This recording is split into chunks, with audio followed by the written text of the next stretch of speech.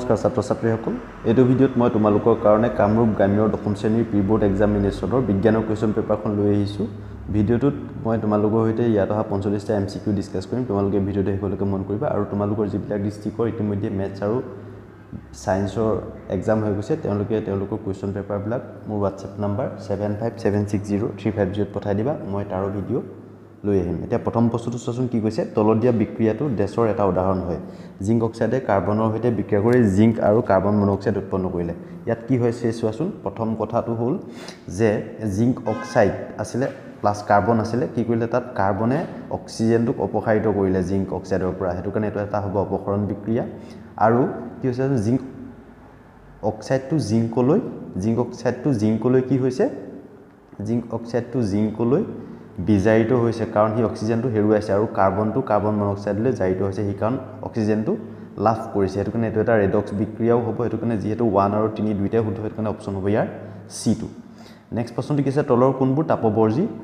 বিক্ৰিয়া হয় ইয়াৰ হ'ব প্ৰথম অপচনটো দিয়া আছে যে পুৰাচুনৰ লগত পানীৰ বিক্ৰিয়া এটা তাপবৰ্জী বিক্ৰিয়া হয় আৰু দুই নম্বৰটো দিয়া আছে এসিডৰ লঘুকৰণ এটো এটা তাপবৰ্জী বিক্ৰিয়া হয়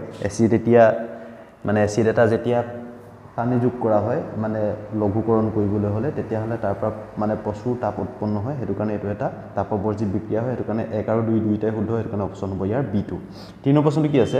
এটা নমুনাত pH কাগজ এটুকুৰা বুৰাই দিয়া ৰঙা হৈ পৰিল নমুনাটো কি হ'ব যেহেতু মানে কাগজ টুকুৰা যেহেতু ৰঙা হৈ পৰিল আৰু নীলা কাগজ ৰঙা কিহে কৰে লিটমাছ কাগজ ৰঙা কিহে কৰে এসিডে কৰে হেতু কাৰণে অপচন হ'ব ইয়াৰ C2 হ'ব ডাইলুট HCl সলিউশন তাৰমানে দ্ৰৱটো কি হয় নমুনাটো কি হয় এটা লঘু হাইড্ৰক্লৰিক এসিডৰ এটা দ্ৰৱ হয় 4 নম্বৰ প্ৰশ্নটো কি আছে এই স্তম্ভত থকা ৰাসায়নিক পদাৰ্থবোৰক বি স্তম্ভত থকা সঠিক ব্যৱহাৰৰ লগত মিলোৱা অপচন এটো কি আছে ব্লিচিং পাউডাৰ এটো আমি ক'ত ব্যৱহাৰ কৰো বিৰঞ্জিতকৰণ কৰিবলৈ এটো হ'ব ট্ৰিট মিলিব বেকিং সোডাটো আমি ক'ত মানে কি হিচাপে ব্যৱহাৰ কৰো অম্লনাশক হিচাপে ব্যৱহাৰ কৰো C2 আছে কাপোৰ ধোৱা সোডা এটো আমি ক'ত ব্যৱহাৰ কৰো গ্লাছ বনাবৰ বাবে আৰু D2 আছে সোডিয়াম ক্লোৰাইড যাক আমি H2 আৰু Cl2 বনাবৰ কাৰণে ব্যৱহাৰ কৰো হেতু কাৰণে ইয়াৰ অপচনটো হ'ব অপচন C2 5 নম্বৰ প্ৰশ্নটো কি আছে তলৰ কোনটো বিক্ৰিয়া সংঘটিত নহব ইয়াত চোৱা Ag+CuSO4 সিলভাৰ আৰু কপাৰ সালফেটৰ মাজত যদি আমি বিক্ৰিয়া কৰো কি হ'ব চোৱা ইয়াত চোৱা এই সিলভাৰটো যোনটো Ag আছে কপাৰতকৈ কম সক্ৰিয় এটা মৌল হয় যেহেতু সিলভাৰটো যেহেতু কপাৰতকৈ যেহেতু কম সক্ৰিয় এটা মৌল হয় হেতু কাৰণে হি কি কৰিব নোৱাৰে কপাৰক অপসাৰিত কৰিব নোৱাৰে কপাৰ সালফেট দ্ৰৱৰ পৰা হেতু কাৰণে তাত কোনো বিক্ৰিয়া সংঘটিত নহব জিংকটো যেহেতু কপাৰতকৈ বেছি সক্ৰিয় জিংকে কপাৰক অপসাৰিত কৰিব জিংক সালফেট গঠন কৰিব ঠিক তেনেকৈ আয়ৰণটোৱেও কপাৰক অপসাৰিত কৰিব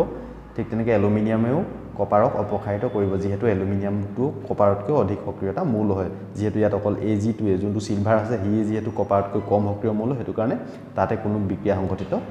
নহয় নেক্সট 6 নম্বৰ প্ৰশ্ন কি আছে সোল্ডাৰ হৈছে লেড আৰু টিনৰ সংকৰ ইয়াৰ কি হয় অপচন এটোত আছে গলনাংক কম আৰু বৈদ্যুতিক তাৰ জোৰা লগোৱাত ব্যৱহাৰ কৰা হয় এটো হ'ব অপচন এটো ইয়াৰ শুদ্ধ উত্তৰ হ'ব 7 নম্বৰ প্ৰশ্ন কি আছে এটা ধাতু Ma অক্সিজেনৰ লগত বিক্ৰিয়া কৰি ধাতব অক্সাইড MO উৎপন্ন কৰে এই অক্সাইডটোৱে হেমেকা CO2 লগত বিক্ৰিয়া কৰি এটা ক্ষাৰকীয় ধাতব কাৰ্বনেট উৎপন্ন কৰে M ধাতুটো হ'ব এটো হ'ব কপাৰ এই কি হ'ব ধাতব অক্সাইড MO উৎপন্ন কৰে কপাৰ অক্সাইড উৎপন্ন কৰিব আৰু ই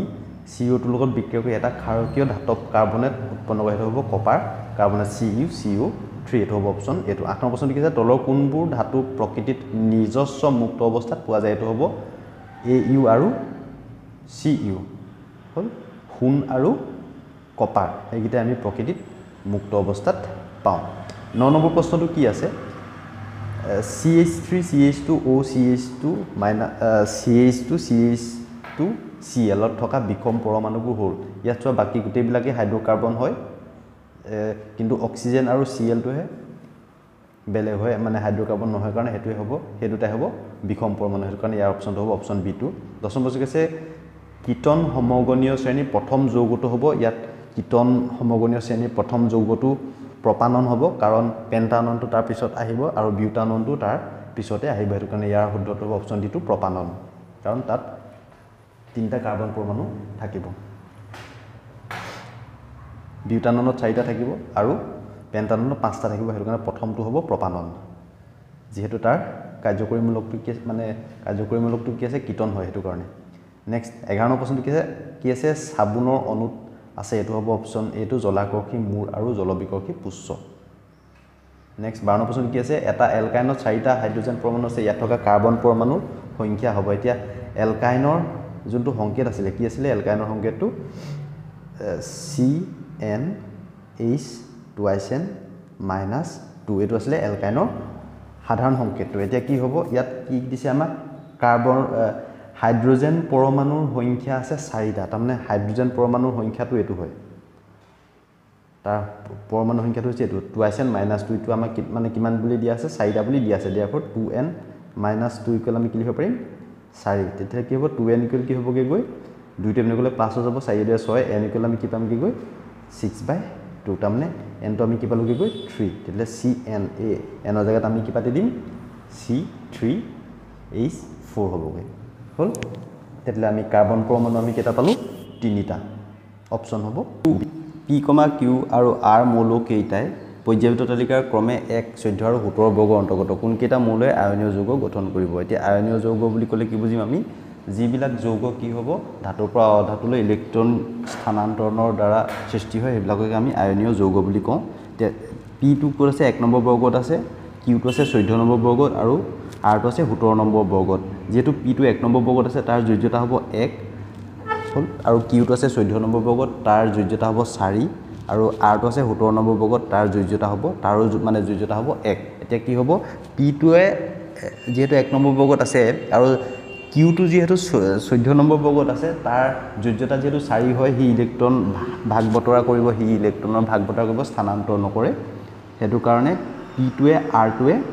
আয়নীয় যৌগ গঠন কৰিব যেহেতু Q টোৱে কি হ'ব ইলেক্ট্ৰন ভাগ বতৰা কৰিব আৰু P টোৱে R টোৱে যেহেতু নকৰে হিহঁতৰ যোজ্যতা যেহেতু 1 হয় হেতু কাৰণে হিহঁতি আয়নীয় যৌগ গঠন কৰিব হেতু কাৰণে ইয়াৰ অপচন হ'ব অপচন B2 14 প্ৰশ্নটো কি আছে দাবী দিয়া আছে আধুনিক পৰ্যায়বৃত্ত তালিকাত সমস্থানিকবোৰক একেলগে স্থান দিয়া হৈছে এটো সত্য হয় আৰু কাৰণটো দিয়া আছে সমস্থানিকবোৰৰ পাৰমাণৱিক সংখ্যা একেটো সত্য হয় হেতু কাৰণে অপচন এটো ইয়াৰ শুদ্ধ হ'ব A আৰু R উভয় শুদ্ধ আৰু R হৈছে A ৰ শুদ্ধ ব্যাখ্যা 15 প্ৰশ্নটো কি আছে পাইৰুভেট ভাঙি কাৰ্বন ডাই অক্সাইড আৰু পানী আৰু শক্তি উৎপন্ন হোৱা বিক্ৰিয়াটো ক'ত সংঘটিত হয় এটো হ'ব মাইটোকন্ড্ৰিয়াত 16 প্ৰশ্ন কি আছে আটাইতকৈ সৰু ৰক্তজালিকাবোৰ হ'ল অপচন হ'ব ইয়াৰ C2 ৰক্ত নলিকাবোৰ 17 নম্বৰ প্ৰশ্নটো কি আছে হীৰামুৰি ধৰিলে আমাৰ মাংসপেশীৰ তলৰ কোনটো জমা হয় এটো হ'ব অপচন D টু লেক্টিক এসিড 18 প্ৰশ্নটো কি আছে উশাহৰ সময়ত বায়ু পাৰ হোৱা সঠিক ক্ৰমটো হ'ল এটো হ'ব অপচন D টু নাসাৰন্ধ ফেৰিংছ লিৰিংছ শ্বাসনলী আৰু বায়ু মুনা 19 নম্বৰ প্ৰশ্নটো কি হৈছে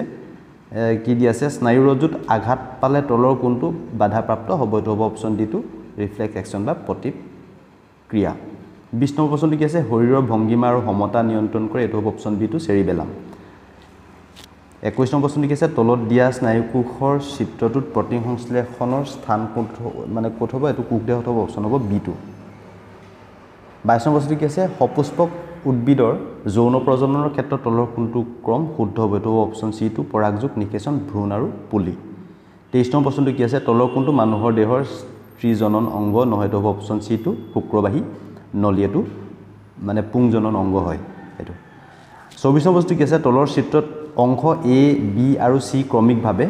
A টো হৈছে তোমালোকৰ জন্মকাণ্ড B টো হৈছে বীজপত্ৰ আৰু C টো হৈছে ভ্ৰূণমূল হেতু কাৰণে অপচন হ'ব C2 25 নম্বৰ প্ৰশ্নটো কি আছে তলত দিয়া চৰিত্ৰসমূহৰ পৰা কোনটো আৰ্জিত চৰিত্ৰ নহয় কিন্তু বংশানুক্ৰমিক কোনটো আৰ্জিত চৰিত্ৰ হয় কিন্তু বংশানুক্ৰমিক নহয় তাক নিৰ্বাচন কৰা এটো হ'ব option C2 size of body শৰীৰৰ আকাৰটো কি হয় আৰ্জিত চৰিত্ৰ হয় বংশানুক্ৰমিক চৰিত্ৰ নহয় 26 নম্বৰ প্ৰশ্নটো কি আছে তলত দিয়া অংগবোৰৰ কোনবোৰ সমবৃত্তিক এতিয়া সমবৃত্তিক মানে কি আছিলে যিবিলাক অংগৰ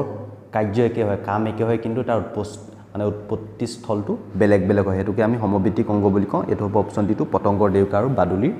দেউকা কাম হিহঁতৰ একেই কিন্তু উৎপত্তি স্থল বেলেগ বেলেগ 27 নম্বৰ প্ৰশ্ন কি আছে যৌন প্ৰজননৰ দ্বাৰা হোৱা প্ৰজননৰ অধিক ভিন্নতা পোৱাৰ কাৰণ হ'ল অপচন B2 হ'ব ইয়াৰ শুদ্ধ উত্তৰ একে প্ৰজাতিৰ দুটা পৈত্তিক জনৰ পৰা জিনীয় পদাৰ্থ আহে 28 নম্বৰ প্ৰশ্নটো কি আছে 20 সেন্টিমিটাৰ ফোকাস দৈৰ্ঘ্য অবতল দাপোন এখনে লক্ষ্যবস্তুৰ দুগুণ আকাৰৰ এটা প্ৰতিবিম্ব গঠন কৰে অখত প্ৰতিবিম্বটোৰ বাবে লক্ষ্যবস্তুৰ অৱস্থান হ'ব আমাক দিয়া আছে ফোকাস দৈৰ্ঘ্যটো আমাক কি দিয়া আছে 20 সেন্টিমিটাৰ যেহেতু 20 সেন্টিমিটাৰ আৰু দাপোনখন যেহেতু অবতল দাপোন হয় f টো কি হ'ব ইয়াত আমি গম পালো যে -20 হল অবতল দাপোন আৰু অবতল লেন্সৰ কাৰণে ফোকাস দৈৰ্ঘ্যটো সদায় নিগেটিভ হয় আৰু মানে উত্তল দাপোনৰ উত্তল লেন্সৰ কাৰণে পজিটিভ হয় আৰু আমাক কি দিয়া আছে অবতল দাপোন এখনে লক্ষ্যবস্তুৰ দুগুণ আকাৰৰ v ইকুৱেল কি হ'ব 2u হ'ব হয়নে -2u হল যেহেতু ইউটো আমি সদায় মাইনাছ লওঁ অখত প্ৰতিবিম্বৰ বাবে লক্ষ্যবস্তুৰ অৱস্থান আমি ইয়াত দাপোনৰ সূত্ৰটো ব্যৱহাৰ কৰিম কি আছিলে 1/f equal 1/v plus 1/u এতিয়া 1/, যদি আমি f কৰোঁ 1/f ৰ জেগাত আমি কি লিখিম -20 ইকুৱেল 1/v v জেগাত আমি 1/2u -2u প্লাছ 1/u হলগে এটো হৈছে দাপোনৰ সূত্ৰ 1/f equal 1/v plus 1/u v জেগাত আমি কি লিখিছো -2 যেহেতু দুগুণ হয় এতিয়া এটো আমি যদি সলভ কৰো কি পামগে গৈ -20 ইকুৱেল কি হ'ব এটো আমি লখাগু লৈ লম কি হ'ব 2u হ'বলগে গৈ এপিনে হ'বগে -1 প্লাছ u2 2 কি হ'বগে গৈ এটো -20 ইকুৱেল কি হ'ব 1/2u এতিয়া 2 দিয়ে 2 কেবা যাব 10 বাৰ যাব u ইকুৱেল আমি কি পালোগে গৈ -10 সেন্টিমিটাৰ তাৰমানে আমি কি পামগে গৈ 10 সেন্টিমিটাৰ দূৰত্বত লক্ষ্যবস্তুটো থাকিব লাগিব এটো কাৰণে অপচন হ'ব ইয়াৰ C2 হল তাৰ পাছত নেক্সট কোৱেশ্চনটো কি আছে এখন অভিকাৰী লেন্সৰ ফোকাস দৈৰ্ঘ্য 50 সেন্টিমিটাৰ লেন্সখনৰ ক্ষমতা হল যেহেতু ক্ষমতা কথা আহিলে তেতিয়ালে 1 মিটাৰ ফোকাস দৈৰ্ঘ্যৰ লেন্স এখনৰ ক্ষমতাকে আমি 1 ডায়োপ্টাৰ বুলি কওঁ এতিয়া যেহেতু 50 সেন্টিমিটাৰ আছে তাক আমি মিটাৰলৈ নিবলৈ হলে কি হ'ব 0.5 মিটাৰ হল ফোকাস দৈৰ্ঘ্য কিমান আছে 0.5 মিটাৰ এতিয়া কি আছিল p ইকুৱেল 1/f আছিল যেহেতু অভিকাৰী লেন্স হয় হেতু কাৰণে ফোকাস দৈৰ্ঘ্যটো পজিটিভে হ'ব হয়নে যেহেতু উত্তল লেন্স হয় p ইকুৱেল 1/f আছিল p ইকুৱেল 1/f ৰ জেগাত আমি কি লিখি দিম 0.5 লিখি দিলো 0.5 হলগে গৈ 0.5 এ একক কেবাৰ যাব মই যদি দশমিক টটাই দিছো 5 হলগে গৈ 1 ইনটু যেহেতু এটা আগৰ পা যেহেতু দশমিক আছে ওপৰ 10 ইনটু হ'ব 5 টু জাৰ 10 আমি কি পালোগে গৈ 2 ডায়োপ্টাৰ প্লাস 2 ডায়োপ্টাৰ হ'ব সৰি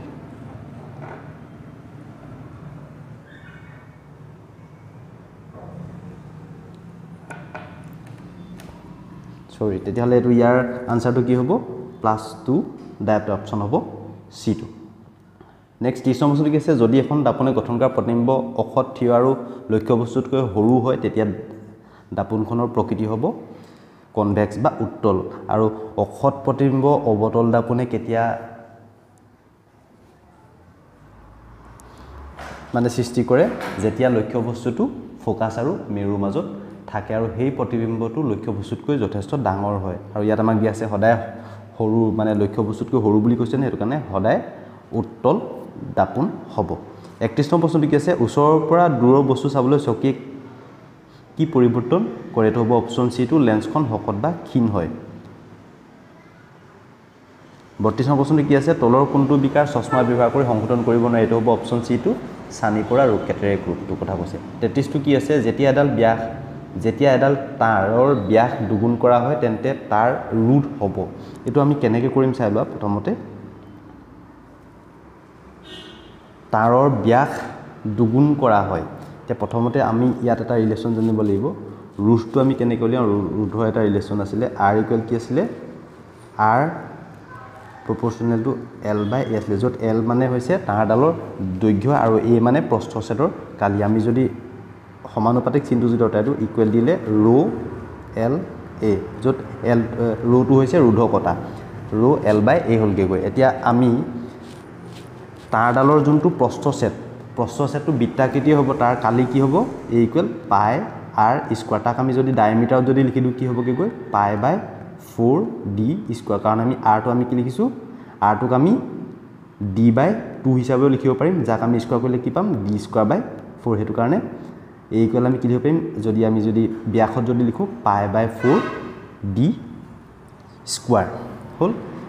ইয়াত চোৱা যেহেতু এই পাইটোৱে 4টোৱে যেহেতু কনস্ট্যান্ট হয় বা ধ্ৰুৱক হয় হেতু কাৰণে আমি কি লিখিব পাৰিম a proportional আমি কি লিখিব পাৰিম 1/d² লিখিব পাৰিম তেলে আমি কি গম পালো এটো কি হয় d² ৰ proportional হয়নে আকৌ আমাক দিয়া আছে যে যদি ব্যাসটো যদি দুগুণ কৰা হয় তেলে r d টো যদি আমি ব্যাসটো যদি দুগুণ কৰি থাকিব 2d হবগে তেতিয়া আমি আকৌ তাৰপিছত আমি আকৌ যদি r dash টো যদি মানে a বাৰ ৰুটটো যদি আমি r dash দিও কি হ'ব 1/2d হোল স্কয়াৰ হ'ব কিন্তু আগৰটো কি আছিল r ইকুৱেল কি আছিল 1/d স্কয়াৰ আছিল r proportional সৰি এতিয়া ইয়াক কি কৰিম r proportional কি হ'ব 4d স্কয়াৰ হ'ব এতিয়া আমি r dash আৰু r ৰ আমি যদি অনুপাতটো লিয়া দিও কি পাম চাবা r dash r আৰু r dash আমি যদি এতিয়া অনুপাতটো যদি লিয়াও r টো কি আছিল 1/d² আৰু r dash টো আছিল 1/4d² কিবা d² কেনসেল কি থাকিলে গৈ r/r dash ইকুৱেল আমি এটো সলভ কৰিলে কি পামগে গৈ 4 পামগে গৈ আমি এটো সলভ কৰিলে কি পামগে গৈ 4 কাৰণ ইয়াক যেহেতু এটো হৰণ কৰি আছে আমি পুৰণচিন দিলে সাইড ওপৰত গুছি যাব নহয় তেলে আমি কি গম পালো এটো আমি যদি 1 থাকে বুলি ধৰিলো তেতিয়ালে কি হ'ব r dash 4 ইকুৱেল r হ'বগে গৈ তামনে আমি r dash ইকুৱেল আমি কি পেলুগে গৈ r/4 তামনে আমি কি গম পালো যে নতুন ৰোধকতা মানে ৰোধটো কি হ'ব আগৰ ৰোধৰ 4 ভাগৰ এভাগ হ'ব তেলে আমি কি গম পালো যে তেলে তাৰ ৰোধটো কি হ'বগে গৈ 4 ভাগৰ এভাগ হ'ব অপচন হ'ব ইয়াৰ d2 34 নম্বৰ প্ৰশ্নটো কি আছে এটা ফিউজে কাম কৰে এটো হ'ব অপচন d2 বিদ্যুতৰ তাপীয় ক্ৰিয়াত 35 টো কি আছে এটা অজ্ঞাত ৰোধকৰ লগত 4 ভোল্ট বেটাৰী এটা সংযোগ কৰিলে বৰ্তনটোত 100 মিলি এম্পিয়াৰ প্ৰবাহ হয় ৰোধকটোৰ ৰোধৰ মান হ'ব প্ৰথম কথা প্ৰবাহটো আমাক কিমান দিয়া আছে 100 মিলি এম্পিয়াৰ তাক আমি যদি এম্পিয়াৰ লৈ যদি আমি তাক 1000 এ ডিভাইড কৰিব লাগিব তেতিয়া হলে i টো কি হ'বগে গৈ মই ডাইৰেক্ট এম্পিয়াৰতে লিখি দিছো 100/1000 এম্পিয়াৰ হ'বগে গৈ তেতিয়া কি হ'ব 0 কেনসেল গল 1 ক আমি যদি 10 এ ডিভাইড কৰো আমি কি পাম 0.1 এম্পিয়াৰ আমি তাৰ প্ৰবাহ পালো আৰু v টো আমাক কিমান দিয়া আছে 4 ভোল্ট দিয়া আছে এতিয়া আমি সূত্ৰটো কি আছিল v = ir আছিল হয়নে v জায়গাত আমি লিখিলো 4 i জায়গাত আমি লিখিলো 0.1 কিন্তু r টো আমি নেজানো তেলে r = কি হ'বগে গৈ 4/0.1 এতিয়া r = কি হ'ব যদি দশমিক যদি অটাই দিও একৰ আগৰ পৰা 1 হ'বগে ওপৰত কি হ'ব 10 এটা পূৰণ হ'ব কি হ'বগে গৈ 10 * 40 r টো আমি কি পালোগে গৈ 40 ওম হল ইয়াতটো 0.1 আসলে আমি যদি দশমিকটো যদি মানে তলৰ পৰা যদি অতৰা ওপৰত কিটো হ'ব 10 এটা ইনটু হ'ব তেতিয়া কি হ'বগে গৈ 40 ওম অপচন হ'ব ইয়াৰ b2 নেক্সট প্ৰশ্নটো কি আছে বিদ্যুৎ চুম্বকীয় আবেশৰ পৰিঘটনাটো হৈছে এটো হ'ব অপচন c2 চুম্বক আৰু কুণ্ডলীৰ মাজত আপেক্ষিক গতিৰ বাবে কুণ্ডলীত আবিষ্ট প্ৰবাহ সৃষ্টি হোৱাৰ প্ৰক্ৰিয়া 37 টো কি আছে বৈদ্যুতিক জেনেৰেটৰে ৰূপান্তৰ কৰে কি কৰে যান্ত্ৰিক শক্তিক বৈদ্যুতিক শক্তিলৈ অপচন হ'ব ইয়াৰ d2 38 নম্বৰ প্ৰশ্নটো কি আছে প্ৰবাহযুক্ত পৰিবাহী চাৰিফালে চুম্বক ক্ষেত্ৰ কি হ'ব r ৰ ব্যস্তানুপাতিক ইনভাৰ্সলি প্ৰপৰ্শনেল টু r অপচন হ'ব ইয়াৰ b2 যত r টো হৈছে দূৰত্ব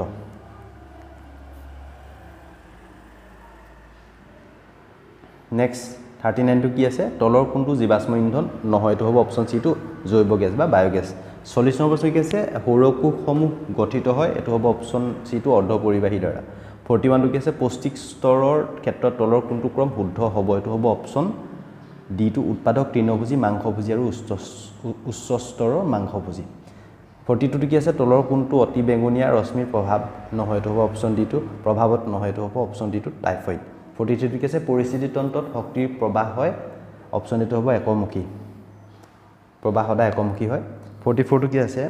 নদীৰ পানী আমলিক আৱৰ্জনাৰে প্ৰদূষিত বুলি কোৱা হয় যদিহে পানীৰ pH মান 10ৰ তলত হ'ব লাগিব যেটো আমলিক বুলি আমাক কৈ দিয়া আছে 10তকৈ ওপৰ হলেটো এটো খাৰকীয় হ'বগে গৈ 45 টো কি দিছে নদী বান্ধৰ ক্ষেত্ৰত তলৰ কোনটো বিবৃতি অশুদ্ধ অপচন এটো আছে ই পৰিবেশ অনুকূল বাতাবৰণ কৰে এটো তাৰ মানে শুদ্ধ উত্তৰ হয় যেহেতু এটো এটা মানে অশুদ্ধ এটা বিবৃতি হয় নদী বান্ধে পৰিৱেশ অনুকূল বাতাবৰণ প্ৰদান নকৰে এইকেইটা আছিলে তোমালোকৰ MCQ কেইটা ধন্যবাদ